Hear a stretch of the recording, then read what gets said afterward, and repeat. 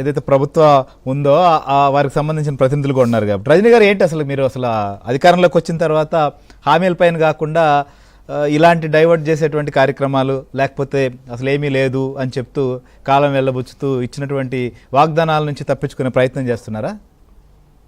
Sir, ముఖ్యంగా గత ప్రభుత్వం 5 సంవత్సరాలలో వారు చేసిన అరాచకాల గురించి మనం ఇప్పుడు డిస్కస్ చేసుకోవాలండి.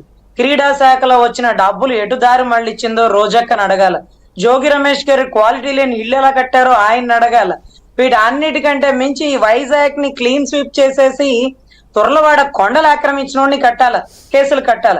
ఇవన్నీ వదిలేసి డైవర్షన్ పాలిటిక్స్ చేస్తుంది వాళ్ళు. సార్, 36 మంది మనం వేస్తాడేమోనని భయపడుతున్న టైంలో మనమే వాడి మీద వేసేస్తే పోలా, ఇంకా వాడికేసే టైం ఎందుకు ఇవ్వాలా అంటూ ఈ రోజు మన మీదే 36 మంది హత్య రాజకీయాలు అంటారు, రాజకీయ కుట్ర కోణం అంటారు.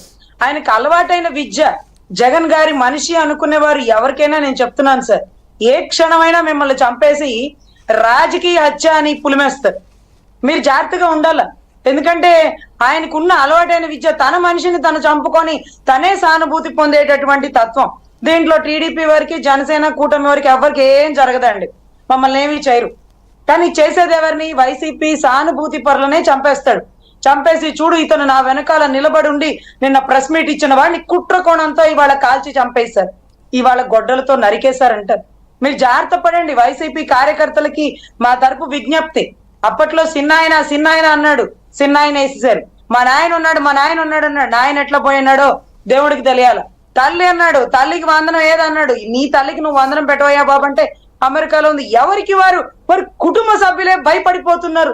తన సొంత చెల్లినే కొట్టారని తాడేపల్లి గూడెం సభసాక్షిగా పవన్ కళ్యాణ్ గారు చెప్పారు. మీ వెనకాల ఉండే వైసీపీ నాయకుడు వెనకాల ఉండే ప్రతి ఒక్కరూ తస్మాత్ జాగ్రత్త, నెక్స్ట్ వికెట్ ఎవరో చూసుకోండి. మీరు మీరు మీరు సపోర్ట్ చేసిన ప్రతి ఒక్కరిని టీడీపీ కుట్రకోణంతో చంపేసింది అంటారు. కేసులు ఎప్పుడుకో నరాసుర రక్త చరిత్ర రాస్తే ఎప్పుడుకో బయటకు వచ్చింది. కానీ దాని వెనకాల ఉండేవారు వారే. సో దయచేసి డైవర్షన్ పాలిటిక్స్ పెంచి పోషించేది జగన్మోహన్ రెడ్డి గారు. సార్, ఈ రోజు పథకాల గురించి అడిగారు.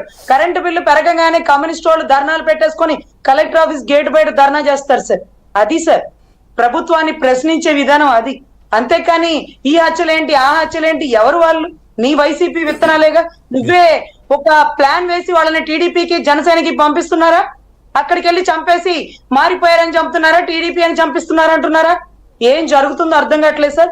ప్రభుత్వం జాగ్రత్తగా పరిపాలన చేయాల్సి ఉంటున్న బాధ్యత అయితే ఉంది. రైట్ రైట్ ఏంటి అసలు ప్రభుత్వం చేయాల్సినటువంటి బాధ్యతని